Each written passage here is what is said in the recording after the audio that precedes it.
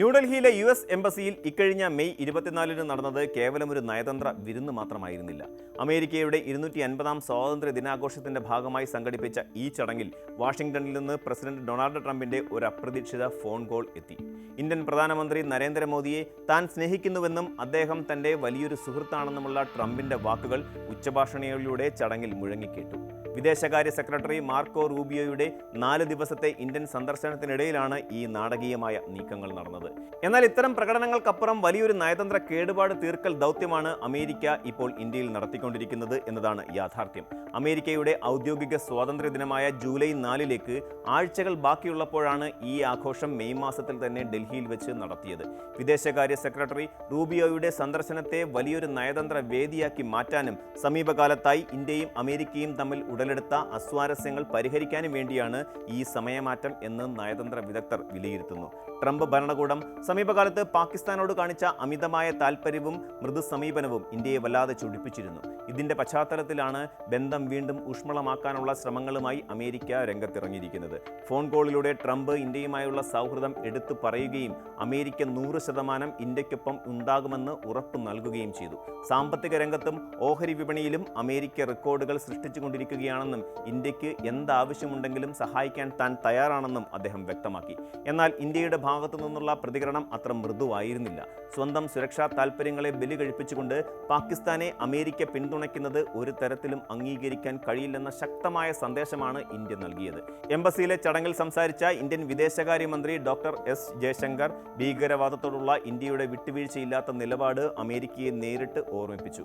ആഗോള സാമ്പത്തിക രംഗത്തെ സുരക്ഷിതമാക്കാനും ലോകത്തിന് കൂടുതൽ ഓപ്ഷനുകൾ നൽകാനും ഇരു രാജ്യങ്ങൾക്കും താൽപ്പര്യമുണ്ടെങ്കിലും സുരക്ഷാ കാര്യങ്ങളിൽ ഒരു തരത്തിലുമുള്ള വിട്ടുവീഴ്ചയും ഉണ്ടാകില്ലെന്ന് അദ്ദേഹം വ്യക്തമാക്കി. പാകിസ്ഥാൻ സൈനിക മേധാവി ജനറൽ അസീം മുനീറുമായി വൈറ്റ് ഹൗസ് നടത്തുന്ന ചർച്ചകളും ചങ്ങാത്തവും കാണാതിരിക്കാൻ ഇന്ത്യക്കാവില്ല. അതിർത്തി കടന്നുള്ള ഭീകരവാദം പാകിസ്ഥാൻ പ്രോത്സാഹിപ്പിക്കുമ്പോൾ അവരുമായി അമേരിക്ക പുലർത്തുന്ന അടുപ്പം ഇന്ത്യ ഗൗരവത്തോടെയാണ് കാണുന്നത്. ഡൽഹിയിലെ കടുത്ത വേനൽ ചൂടിനേക്കാൾ കഠിനമായ നയതന്ത്ര അന്തരീക്ഷമാണ് US വിദേശകാര്യ സെക്രട്ടറി മാർക്കോ റൂബിയോയ്ക്ക് നേരിടേണ്ടി വന്നത്. പാകിസ്ഥാനെയും ജനറൽ അസീം മുനീറിനെയും നേരത്തെ വാനോളം പുകഴ്ത്തിയിരുന്ന റൂബിയോയ്ക്ക് ഇന്ത്യയിൽ ലഭിച്ചത് ഏറ്റവും കുറഞ്ഞ പ്രോട്ടോകോൾ മാത്രമുള്ള സ്വീകരണമായിരുന്നു. അമേരിക്കൻ ഉദ്യോഗസ്ഥർ പാകിസ്ഥാനെ പ്രീണിപ്പിക്കുന്ന തരത്തിൽ നടത്തിയ പ്രസ്താവനകളിൽ ഇന്ത്യക്കുള്ള അതൃപ്തിയാണ് ഇതിലൂടെ പ്രകടമായത്. മാത്രമല്ല, ഇന്ത്യക്കാർക്കെതിരെ ഓൺലൈനിൽ ഉയർന്നു വന്ന വംശീയ പരാമർശങ്ങളെ ട്രംപ് പിന്തുണച്ചതിനെക്കുറിച്ചുള്ള മാധ്യമ പ്രവർത്തകരുടെ ചോദ്യങ്ങൾക്ക് മുന്നിൽ റൂബിയോയ്ക്ക് പതറേണ്ടിയും വന്നു. എല്ലാ രാജ്യങ്ങളിലും ഇത്തരം മോശം ചിന്താഗതിയുള്ള ആളുകൾ ഉണ്ടാകാറുണ്ടെന്ന് പറഞ്ഞ് അദ്ദേഹം വിഷയം മാറ്റാൻ ശ്രമിച്ചെങ്കിലും ഇന്ത്യയുടെ കടുത്ത അതൃപ്തി കുറയ്ക്കാൻ അതിനായില്ല. പാകിസ്ഥാനുമായുള്ള അമേരിക്കയുടെ ബന്ധം കേവലം താൽക്കാലികവും തന്ത്രപരവും മാത്രമാണെന്നും അത് ഇന്ത്യയുമായുള്ള ദീർഘകാല സൗഹൃദത്തെ ഒരിക്കലും ബാധിക്കില്ലെന്നും റൂബിയോയ്ക്ക് ആവർത്തിച്ച് വിശദീകരിക്കേണ്ടി വന്നു. ഇന്ത്യയും അമേരിക്കയും തമ്മിലുള്ള ഇപ്പോഴത്തെ അകൽച്ചയ്ക്ക് കാരണം പാകിസ്ഥാൻ ഘടകം മാത്രമല്ല. ഇരു രാജ്യങ്ങളും തമ്മിലുള്ള സാമ്പത്തിക മേഖലയിലും കുടിയേറ്റ നിയമങ്ങളിലും വലിയ പ്രതിസന്ധികൾ നിലനിൽക്കുന്നുണ്ട്.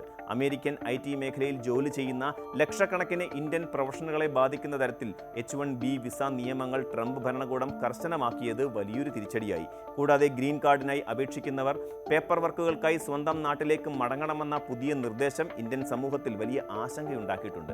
വ്യാപാര രംഗത്ത് അമേരിക്ക ഏർപ്പെടുത്തിയ കടുത്ത നികുതികളും ഉപരോധങ്ങളും കാരണം ഇരു രാജ്യങ്ങളും തമ്മിലുള്ള സമഗ്ര വ്യാപാര കരാർ ഇപ്പോഴും അനിശ്ചിതത്വത്തിലാണ്.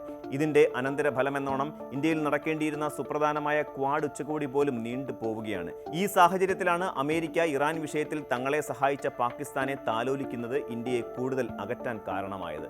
യഥാർത്ഥത്തിൽ എന്തുകൊണ്ടാണ് ട്രംപ് പെട്ടെന്ന് പാകിസ്ഥാനെ കൈവിട്ട് ഇന്ത്യയിലേക്ക് വീണ്ടും ശ്രദ്ധ കേന്ദ്രീകരിക്കുന്നത് എന്ന് പരിശോധിക്കേണ്ടതുണ്ട്. ഇറാനുമായുള്ള യുദ്ധ പശ്ചാത്തലത്തിൽ ടെഹ്റാനുമായി ചർച്ചകൾ നടത്താൻ അമേരിക്കയ്ക്ക് ഒരു മധ്യസ്ഥനെ ആവശ്യമായിരുന്നു. ആ ദൗത്യമാണ് പാകിസ്ഥാൻ പ്രധാനമന്ത്രി ഷഹബാസ് ഷെരീഫും ജനറൽ മുനീറും അമേരിക്കയ്ക്കായി നിർവഹിച്ചത്. അതിനാലാണ് ട്രംപ് പാകിസ്ഥാനെ അക്കാലത്ത് പുകഴ്ത്തി പറഞ്ഞിരുന്നത്. എന്നാൽ ഇപ്പോൾ ഇറാനുമായുള്ള സമാധാന കരാർ ഏതാണ്ട് പൂർത്തിയായിരിക്കുന്നതായി ട്രംപ് തന്നെ പ്രഖ്യാപിച്ചിട്ടുണ്ട്. ഇതോടെ അമേരിക്കയ്ക്ക് പാകിസ്ഥാന്റെ തന്ത്രപരമായ ആവശ്യം അവസാനിച്ചു.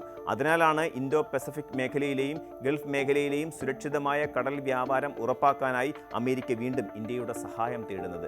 ക്വാഡ് സഖ്യത്തിന് ജീവൻ നൽകാനും അമേരിക്കയ്ക്കിപ്പോൾ ഇന്ത്യയെ അത്യാവശ്യമാണ്. ഭൗമരാഷ്ട്രീയ രംഗത്തെ വിദഗ്ധർ പണ്ടുമുതലേ പറയുന്ന ഒരു കാര്യം ഈ സംഭവത്തോടെ വീണ്ടും തെളിഞ്ഞിരിക്കുകയാണ്. അമേരിക്കയ്ക്ക് പാകിസ്ഥാൻ എന്നത് തങ്ങളുടെ താൽക്കാലിക ആവശ്യങ്ങൾക്കായി ഉപയോഗിച്ച് കളയാവുന്ന ഒരു സഖ്യകക്ഷി മാത്രമാണ്.